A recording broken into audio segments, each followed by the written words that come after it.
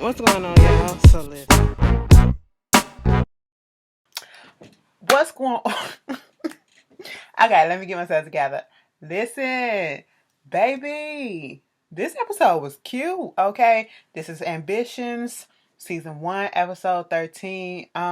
Since I lost my baby. Okay, let me just say this. I'm gonna put this out here on the forefront. Whoever, and I don't know if I mentioned this last week, but whoever is dressing Stephanie and Amara, keep them on staff, okay? Keep them on staff, give them a raise because, baby, their wardrobe has been fire each and every episode, especially Stephanie's. I said, bitch, you better fucking do that shit, girl. Let me tell you something. I think you could tell when an actress or actor really enjoy playing their role that they're playing in the show. Because when I see Robin Gibbons, bitch, I couldn't do this role, okay? Because, I be busting up. I would be laughing my ass off. They be like, cut, bitch. We on take 137 because your ass can't keep a straight face. Listen, that ain't my fault. You shouldn't have read it like that, okay? But you could tell that she is enjoying this role, all right, playing the villain. But to be quite honest with Stephanie, she's one of those villains that I root for, but you're not really supposed to. Like, you stuck in the middle. Like, one minute you like, I'm here for, and the next minute you like, this bitch. Why is she so like this? Okay, that's how Stephanie is. That's where I'm at with this. But let's just get on with the show this week, baby. This was another hot episode. Oh, what's that? Girl, whatever. Piece of hair. So episode starts off with last week Abin told Bella, baby girl, let me tell you something. They found the body. Said it was a little boy, by a little kid age, like around Joaquin. I said, why you gonna tell her that like that? Okay, he had no emotions, no feelings, or whatever. I don't know if it was a defense mechanism or whatever, but he was trying to keep it even keel and come cool and collected because he knew that he had to be strong, I guess, for her. Okay, so at this point, he comes back into the house. We got Bella sitting on the couch like, oh my god, oh my god, oh my god. Okay, listen, Bella. That ain't your baby that's dead, okay? Evelyn came through, told us all about that. That ain't your baby that's dead. She was like, oh my God. I said, yeah, cry them happy tears, because that means you still got a chance, baby. Meanwhile, over there at the hotel, you got Eddie. Eddie and goddamn Perla coming over there, and she like, where the baby at? First of all, why he keep on crying? He keep on crying because he want his goddamn mama. That's why he keep on crying. Why you got him locked up in the bathroom? How long you had him locked up in the bathroom?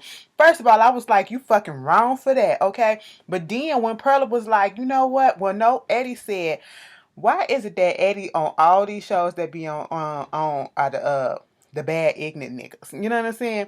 But anyway, half and a, not half and a half, not if loving you was wrong. Perla was like, well, why you got him locked up in the bathroom? What's going on?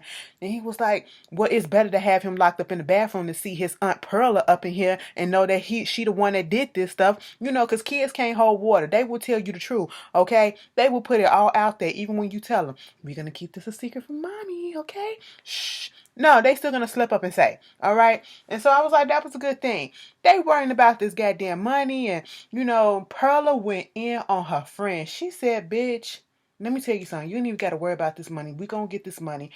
She got a magical vagina. All right, so she about to start working her magic on Evan and all this stuff. Eddie was looking at her like, well, damn, bitch. How you say something like this for your friend? I thought she was your homegirl. Just like, please, fuck that bitch. I know that bitch since she was in middle school, whatever. And ever since then, it's like I always been a little player in the Bella Truth show. Okay, a second fiddle player in the Bella Truth show. I said, bitch, hold up, okay?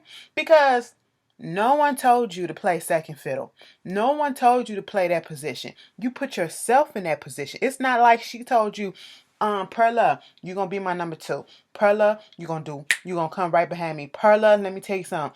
The way we gonna work this out, I'm gonna get on first. Then you can get on, okay? You can't get on first, and then me, no, it has to go the other direction, all right? And I'm sitting here like, you know what? This misguided anger because you didn't do what you needed to do with your life. And this is what I can't stand, like when we have people who are jealous of people who are looks a certain way, or have certain things and was born into certain things and we weren't, whatever. Why are you jealous of them? And why are you trying to get revenge on them when they can't help the fact that they have these things? And sometimes these people work for these things. Why don't you put your go to work, bitch? Okay? And if it's not working, go do something else or go about another route. Don't sit about here wallowing in your pity and shit like that, being jealous. That takes so much fucking energy. That energy that you could have been using to go and do something else. Get a realistic ass goal then, if that's the case, Perla. Okay? Girl, get the fuck out of here. She was making me mad. And then they finna fuck around and have sex. I said no. No. So I'm just finna do all they parts together. So listen. And later on, he kept on calling. Okay, you got Evan back at the house, back over there with her. And he called, and the Eddie called and talking about where's the money? Well, you're gonna have till 6 o'clock tomorrow to get in it and all that stuff. And she was like, oh my God, no, not another day. I said, girl, yeah, they fucking around with you. Now Evan had to convince Pella. Listen, I got the money. Okay, I pulled it from a few accounts, but I got the money. Because later on, we saw that Stephanie got alert saying that funds was transferred, and I was like, oh girl, what you doing? And then come to find out, she got these accounts that they must have a joint account. Okay, these must be joint account, because she getting all the alerts that they got, money was taken out the bank. That's what was happening. Okay, and so at this point he had to convince her, listen, I do have the money, and my son isn't important to me, and I will pay any and everything that I need to, but there's no guarantee that I give this man this money, this person, woman, man, whoever, this money, and they gonna give me my son back. Okay, who's to say that they haven't killed him already, because they still have not shown proof that they had the baby yet, and so they was talking about that. Next thing you know,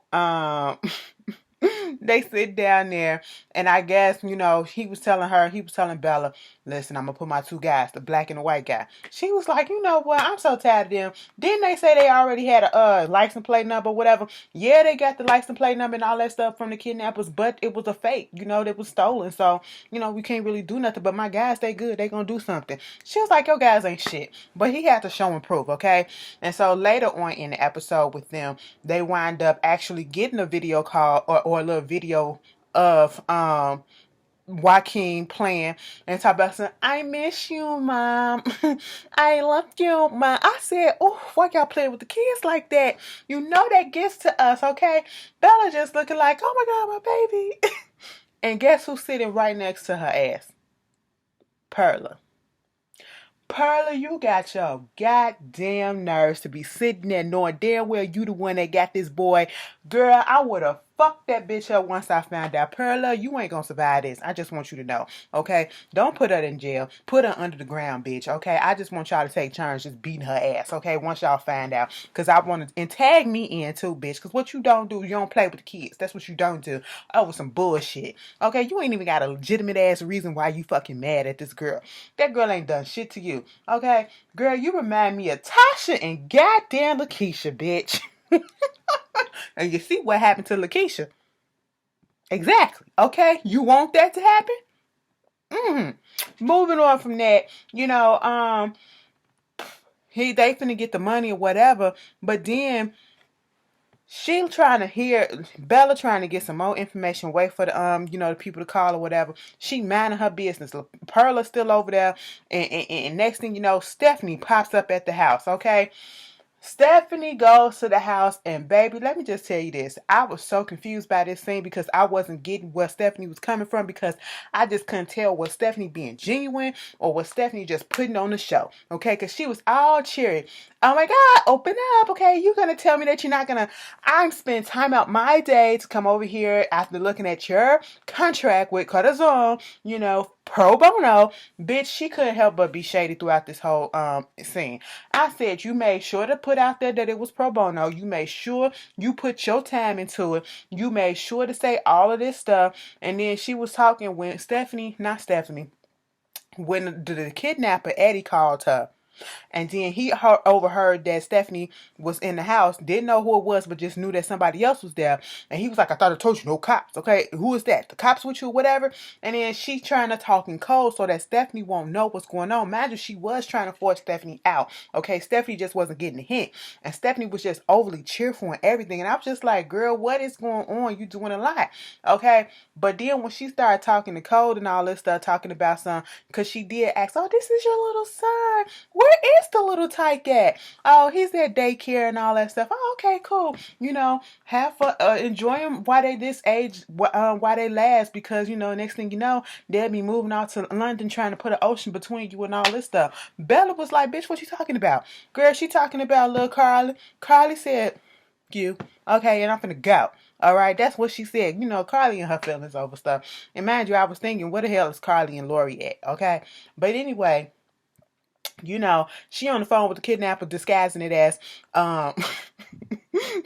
disguising it as, you know, the payment for the daycare is not paid or whatever, but she's gonna get it there and all this stuff. And then here go when she gets off the phone, Stephanie goes, oh, so you're having a little money trouble making the payments to the daycare? You know what? I can understand. That wouldn't happen to me, of course, because I wouldn't understand those type of problems, okay? But you, after this deal, you're going to be rolling in cash. I said, bitch, you didn't have to diss her and shade her like that in her time of need. It wouldn't happen to me, of course, okay? I can understand, but it wouldn't happen to me, of course. I said, girl, Stephanie, you can't just come in and be straightforward with business. You got to throw daggers, okay? Mind you, when she was over there on the bookshelf, I didn't notice that she found something on the bookshelf that comes into play later, okay? Keep that thought in mind. Next thing you know, Evan gets his guys and they find out, because listen, when the video was playing, Perla didn't hear this because Perla was sitting on the couch with whatchamacallit, with Bella. And then Evan was talking to one of his guys, right? And he was like, oh my God, I can hear where they're at. You know, this distinct sound, it sounds like, you know, airplane, you know, leaving. Okay, then it feel like, I hear like kids in the background. And then it sounds like, it's that next to the parking, next to the airplane, next to the airport, and, you know, all of this stuff. I said, nigga, how you hear all of that? Because I ain't hear none of that. I turned my TV up. I said, I ain't hear none of that. Okay, let me put my ear to the... No, I didn't hear none of that. He heard all of that. I said, Evan, tell us what gate that the airplane took out from. Because you can hear everything. Tell us what the engine is, all right? Tell us how many people, how many voices you hear on the plane, bitch. You got supersonic ears. You got dog ears, bitch, because I didn't hear it. And I'm just like, okay, you know. And so that's how he found out where the hotel was next to the airport. And he wound up, you know, having his guys go over there. And they took Eddie ass out and got Joaquin. I said, Perla, you ain't getting no money today, okay? Not today, you know? And so that was a joyous reunion right there. Moving on from that, mind you, Stephanie had texted Evan, like, bitch, where the hell your ass at? I said, I was thinking, like, sir, you slept over, you ain't been home and nothing, you ain't text your wife and said nothing about what was going on. Of course, you can't tell her what was going on, but you ain't texting and say, baby, I ain't coming home. You just stayed over, huh? I mean, hey, your son is gone, so I guess you didn't think of these things. This is what happened when you have a secret love child, okay? That's what happens. Mind you, moving on from that. Speaking of kids and shit, girl, Titus is at the house. And Titus is up here, you know, putting the trash in the garbage can, and he sees in one of the bags that it's a pregnancy test box. And then there go the stick. It's two faint lines saying that the bitch might be pregnant. We don't know who it is. I said, bitch, don't tell me Amara or Deja is pregnant. Girl, he took the stick to Amara and said, bitch, who you... Is it mine? Or is it his? You still fucking around with Damien? You, that's what you doing? Okay? She was like, bitch, no. How dare you come at me like that? And then Deja bring her ass downstairs and see what's going on. She was like, oh my God, that's mine. I said, girl, you done found out, you done messed around and almost got knocked up by a nigga named Razor, a wigger, a white boy named Razor that ain't about shit, that just dumped your ass like he didn't mean nothing. Like, girl, I said, you gotta be kidding me. All right. She said the lines were so fake, I don't know whether or not I'm pregnant or not. So they had to go to the hospital. To the doctor to make sure what was going on. Okay. And so while this was happening, Amara went over there to go talk to whatchamacallit, Evan, and was like, listen, I'm gonna keep it real right about now. So we looking into Daphne. Okay, we looking into Greg Peters. You know what I'm saying? Daphne out here cutting corners to get people these contracts and stuff like that.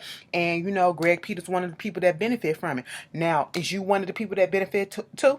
Okay, because we looking into it, you know what I'm saying? We looking into Stephanie, we looking into Daphne, we looking into Greg, we looking into everybody. But you need to come on clean and let it know. Okay, he was like, listen, I know you my best. I thought you was Stephanie's best friend or whatever. She said you thought wrong, bitch. Okay, because Stephanie was at my husband's hotel room trying to throw herself at him half naked. Bitch, to look at fucking Evan's face when she said, oh, she was over there half naked in his hotel room.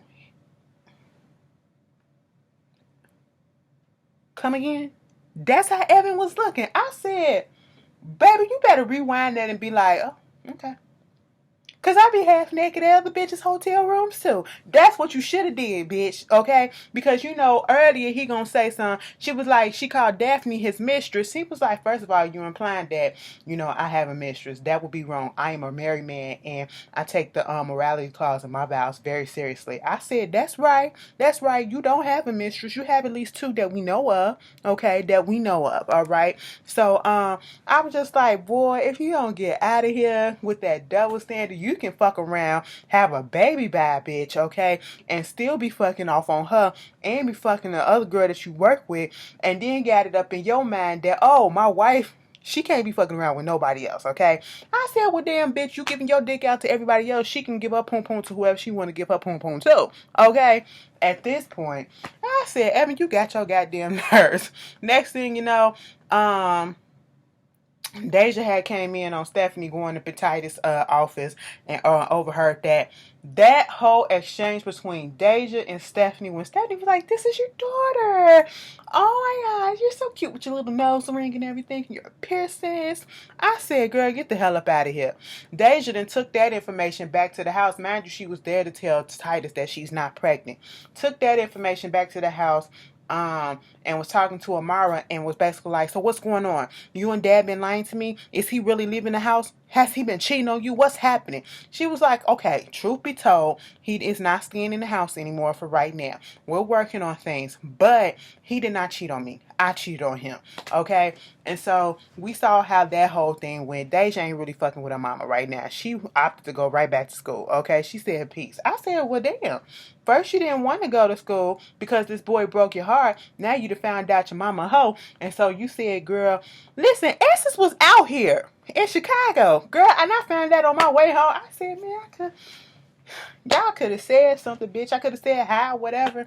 I review your show. You do a good job. No, I wouldn't. I wouldn't. Anyway, let me stop playing. Y'all know damn well I be sitting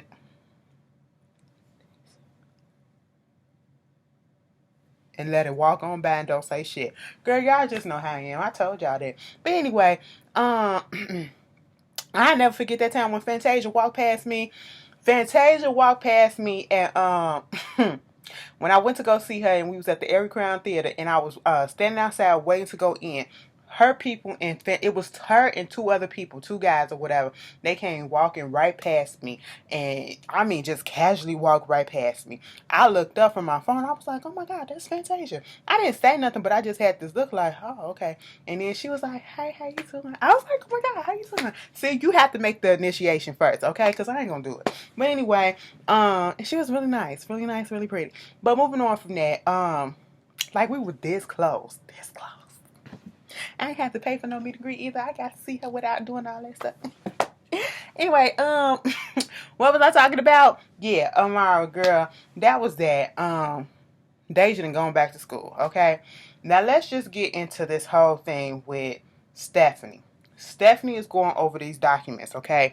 Now, we back with the Purifoy and the case with the Lumadol, whatever, the opioids and all that stuff, okay?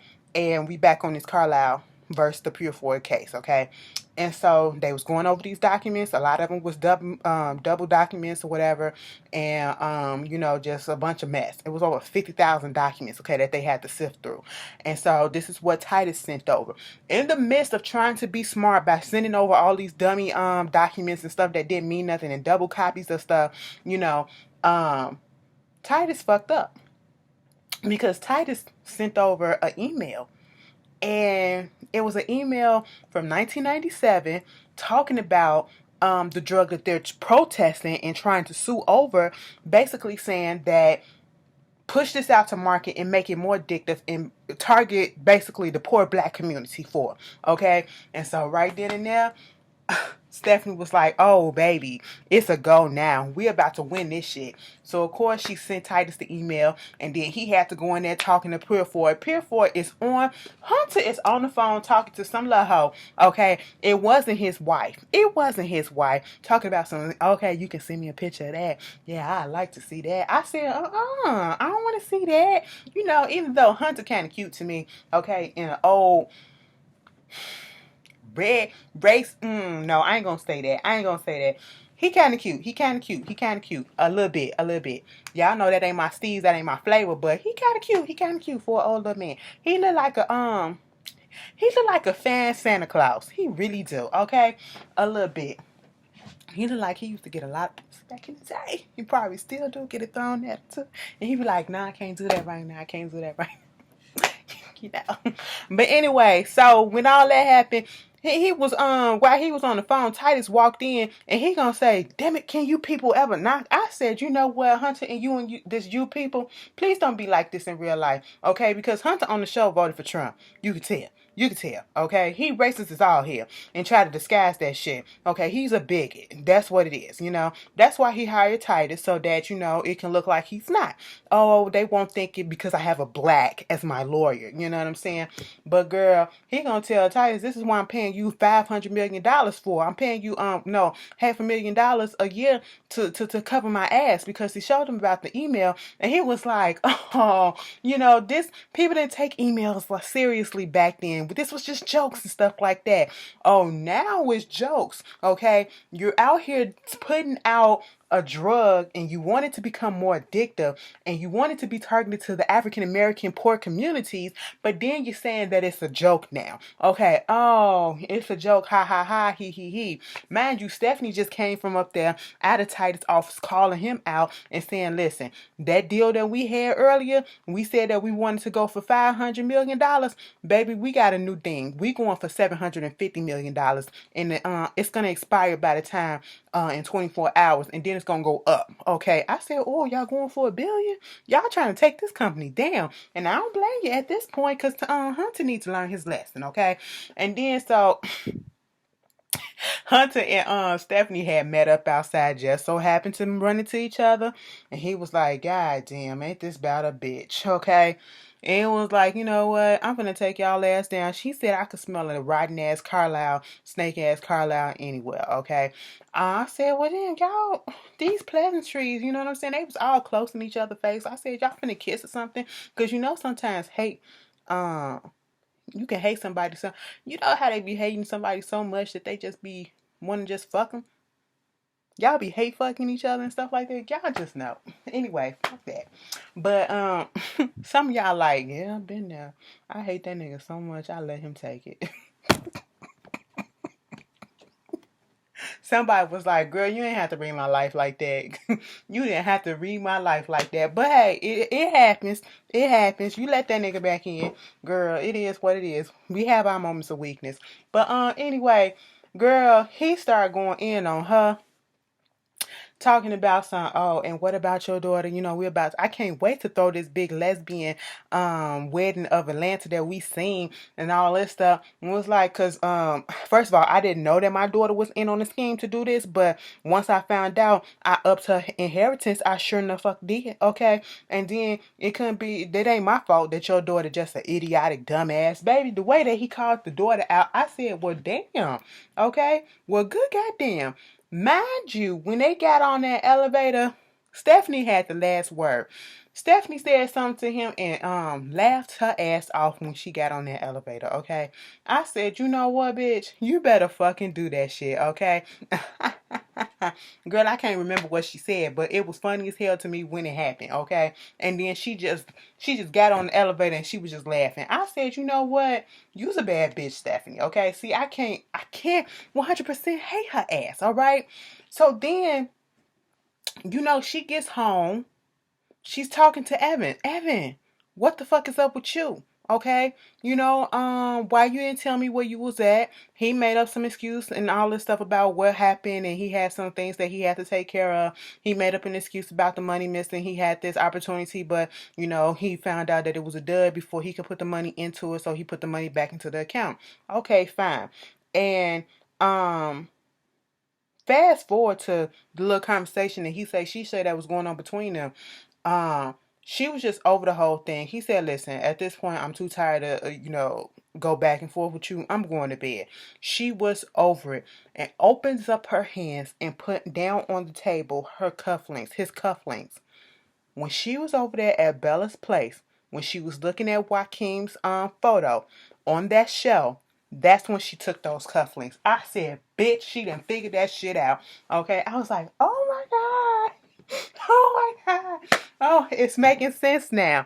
Then let's just get to Rondell and her cousin. Rondell cousin come through, right? Darcia. Darcia come in, acting like she's trying to be there for Rondell, and oh, they going over little childhood memories of how they used to mess with Evan Jr. and all that stuff and woo woo woo. And then she trying to clean up for her. She trying to do this and she trying to do that. I got your back, cuz you need to go rest. You need to go do that.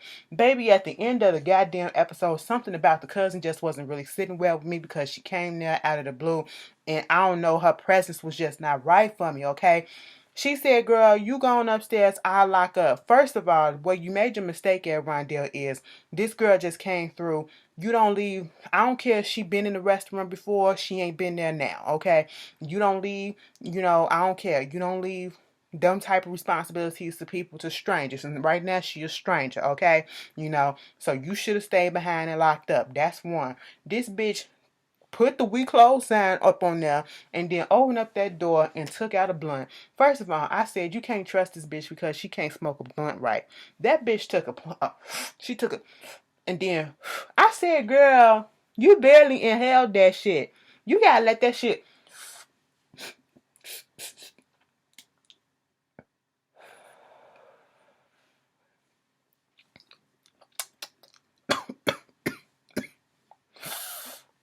You gotta let it sit for a minute, girl. What you doing? Is that a cigarette that you smoking? No, it's not. It's cigarette weed, bitch. What you doing? You wasting it. You wasting it. She was making me mad right then and there. She get on the phone calling her homegirl saying, girl, this was going to be easier than I thought. It's going to be like taking candy from a baby, and I'm going to be taking more. Okay? She looking up the English rolls, talking about that white man was trying to give you all of this for Thelma's place. I said, bitch, as soon as I heard that, I knew exactly what it was. She ain't on shit. And we got robbing, scamming family members that's in a majority of our family, okay? And they don't give a fuck. But anyway, that was Ambitions, okay? If I forgot something, put it down in the comments. Y'all tell me how y'all liked the episode. I really liked it. It was really good. I do like the fact that each episode, I have not been disappointed. Like each episode, the show keeps getting better and it has not been a dull moment. I really do like that. Y'all keep it up, okay? And I'll see y'all later. Peace.